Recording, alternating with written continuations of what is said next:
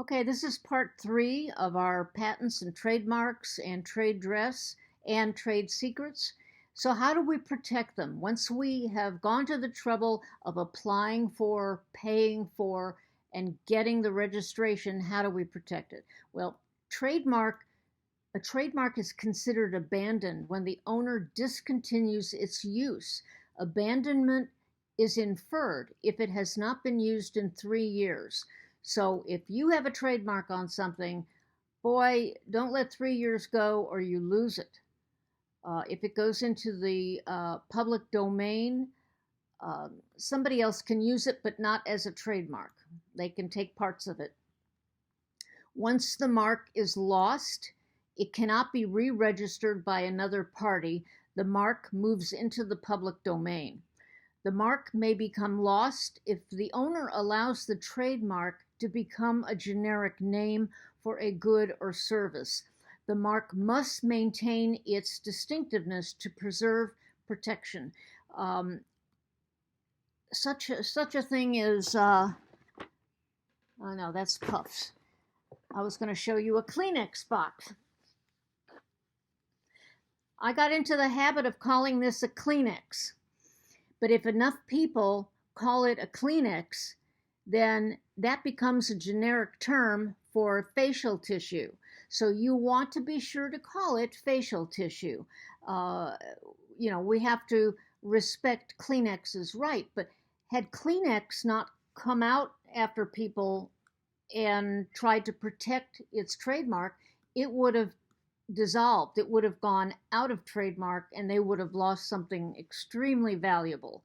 Who can put a price on what the Kleenex name is worth? So get used to calling things by the generic name. It's a facial tissue or a tissue. Okay?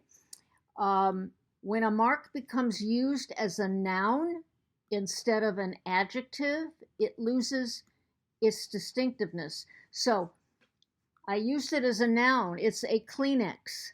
It's a Kleenex. However, it should be used as an adjective. This is a Kleenex facial tissue. A Kleenex facial tissue. That means that Kleenex is now being used as an adjective, and that's the proper way to use it. Okay? Now, here, when a trademark loses its protection, it's called dilution, trademark dilution. It became diluted. And these are names that used to be trademarked. Aspirin, cornflakes. Now it's Kellogg's cornflakes or some other brand of cornflakes. But it's cornflakes itself, it wasn't protected. Zipper. Can you believe that? Zipper. Thermos. I mean, I remember as a child seeing people with thermos canisters, and it got to the point where it wasn't a thermos coffee urn or a thermos something else, which would have been an adjective. The thermos itself, the container, we called it, oh, that's a thermos, a noun. It lost its distinctiveness, so it lost its trademark. Yo-yo, that used to be a trademark. Shredded wheat used to be trademarked, but they didn't protect it. And Kleenex saw that it was starting to lose its grip on its trademark, and they went out and they placed ads, and they explained this to people who were buying their product and using their product. And they said, please, when you use this, please call it a Kleenex facial tissue. Please call this a thermos container or a thermos coffee holder, something like that, okay? The name should be an adjective. Allegations of trademark infringement. When you're a plaintiff and you think that your trademark has been infringed upon, this is how you go about suing the people. The plaintiffs are required to prove 5 things: that they possess or own a valid mark. So you need to show your paperwork. Show where the trademark office sent you your registration. These are important things to hang on to. Prove that the defendant used the mark. So maybe they used it in an ad. Maybe they used it in a commercial. Maybe, I don't know. Get examples of this. That the defendant's use of the mark occurred in commerce. They did it while they were trying to sell it. That the defendant used the mark in connection with the sale or advertising of any goods. And that the defendant used the mark in a manner likely to confuse consumers. The whole point of having a trademark is so consumers will not be confused. They will know this is your product. They will know that your Rolex is one of the best products they can buy to put on their wrist, okay? They're not going to confuse it with a Timex or a Bulova. They're just not, okay? So that's how you try to get it back. Protection of trade secrets. Trade secrets are really neat. A trade secret is a confidential formula, pattern, compilation, program, device, method, technique, or process that offers its owner an economic advantage over competitors who do not know it. KFC Colonel's secret chicken recipe with its dozens of herbs and spices. Okay, I can't remember how many spices. If they give that away, if they tell you how to make it, they no longer have that advantage. You can open up a chicken store and start using their recipe. So it's a secret recipe. Nobody's ever going to tell you what it is. Proprietary research. That means if a company hires me to do research on their product, I don't publish it in an article because then everybody knows what the company knows. And the company was hiring me just so they could find out and make their product better. Product development plans. Apple doesn't want you to know what their next iPhone looks like. No way. Invention that has not yet been patented.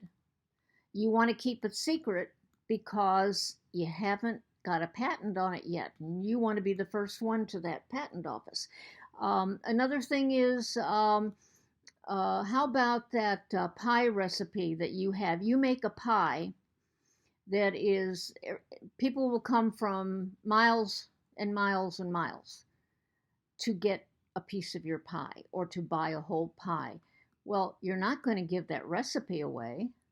Although these days, some businesses are. I know that Bonefish has a pie recipe that they give out. Now, I'm hoping that it's the real recipe, but there are people who there are cookbooks full of, how to make something taste like some company's food. I haven't tried them yet, but they're probably pretty good. Now, trade secrets are never registered because, makes sense, registration requires public disclosure. So I don't want to publicly disclose it, then it's not a secret anymore. Coca-Cola locks its formula, which dates back to 1886, in a 10-foot vault. The vault can be opened only by a resolution from its board of directors. So that recipe stays in there. Nobody goes in there and looks at it. It's interesting, though, back in the 80s, Coke thought it had a better recipe. They had a better Coke. They called it the New Coke. Well, New Coke didn't make it. New Coke was bad. Bad Coke. New Coke was bad Coke. So they decided, they said they had thrown away the old recipe because this was the best ever.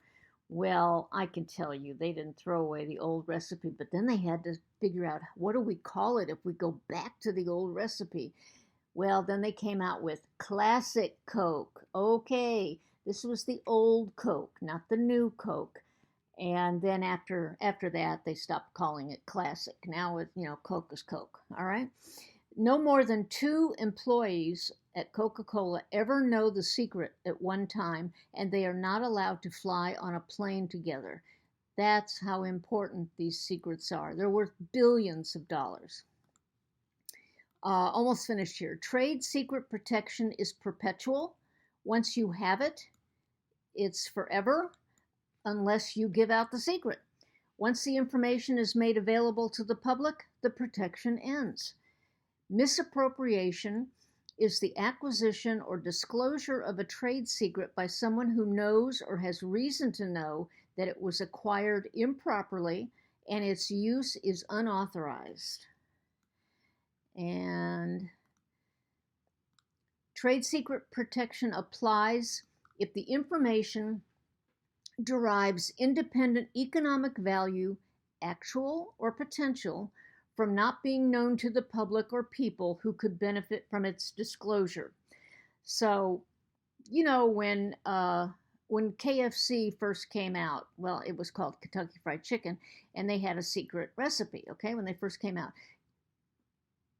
We can imagine that now, something like 60 years later or 70 years later, it's worth a lot more than it was back then when it first came out. So the trade secret, if the product is popular, the secret becomes more valuable over the years. The owner has made reasonable efforts under the circumstances to maintain its secrecy. And then a little bit at the end here. A person or company damaged by misappropriation of a trade secret may sue for compensation. The statute of limitations is normally 3 years. If the trade secret has not yet been disclosed, the trade secret owner can file for an injunction to get that person to stop doing it. The intentional theft of a trade secret is a criminal offense under the Economic Espionage Act of 1996, and an individual acting for economic benefit who steals a trade secret related to or included in a product meant for interstate or foreign commerce may be fined or imprisoned for up to 10 years. A company can be fined as much as $5 million. It may be more than that now. I made that a couple of years ago. Okay, there you have it.